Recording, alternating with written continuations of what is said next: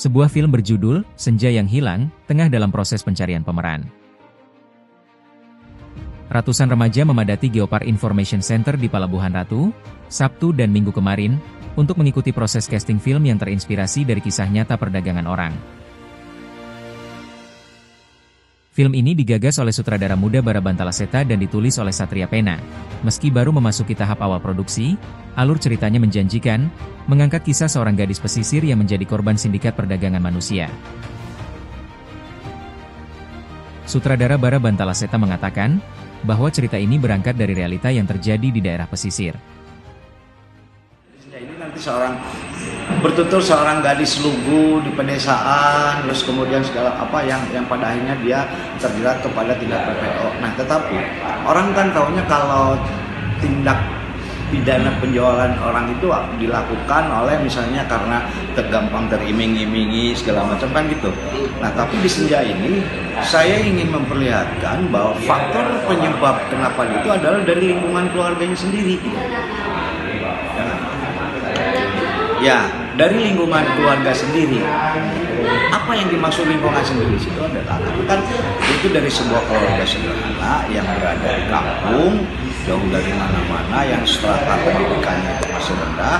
Nah, kemudian dia punya tipikal seorang bapak yang temperamental segala macam. Nah, di satu sisi bapaknya itu sebenarnya kita berharap punya anak perempuan. Salah satu peserta, Jemima Siren yang merupakan Putri Nelayan 2025, ikut ambil bagian dalam proses seleksi. Ia mengaku tertarik dengan pesan moral yang ingin disampaikan film ini, karena baginya, film ini mengangkat isu yang sangat penting, dan ia ingin menjadi bagian dari gerakan yang menyadarkan masyarakat akan bahaya perdagangan orang. Untuk alasannya pasti, secara pribadi tentu saya ingin mengembangkan minat dan bakat saya melalui acting. Dan kemudian saya melihat bahwa film Senja yang Hilang ini pastinya nanti akan menginspirasi masyarakat. Dan dengan ikut sertanya saya dengan film ini, tentunya itu menjadi dorongan bahwa saya bisa membawa suatu perubahan melalui minat dan bakat yang saya kembangkan. Dukungan juga datang dari pemerintah daerah. Kepala Dinas Pariwisata Kabupaten Sukabumi menyampaikan bahwa pihaknya mendukung penuh produksi film ini. Selain mengangkat isu sosial, film ini juga diharapkan memperkuat promosi kawasan Geopark Ciletuh Palabuhan Ratu ke tingkat nasional.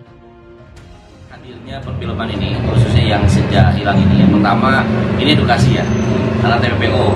Jadi title-nya adalah TPPO, bagaimana bisa mengangkat, mengedukasi masyarakat agar kita tidak mudah untuk tergiur berangkat ke luar negeri gitu ya, kerja terutama. Kemudian yang kedua, ini kaitan juga dengan promosi pariwisata. Karena hampir 90% lokasinya ini ada di wilayah pariwisata Kabupaten Sukabumi. Nah, ini kan sesuatu yang saya pikir kesempatan yang luar biasa. Kabupaten Sukabumi kembali diperkenalkan ke dunia internasional begitu ya. Karena ini film layar lebar dan akan ditonton oleh semua warga masyarakat di seluruh Indonesia dan juga di nasional. Rencananya, proses syuting akan dilakukan di berbagai titik indah di kawasan Geopark Ciletuh Palabuhan Ratu, menjadikan sinema sebagai jembatan antara isu kemanusiaan dan potensi pariwisata. Senja yang Hilang memang belum diproduksi, tapi semangatnya sudah membara.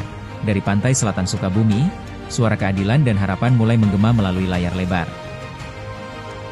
Dari Kabupaten Sukabumi, Muri melaporkan untuk Jubir TV.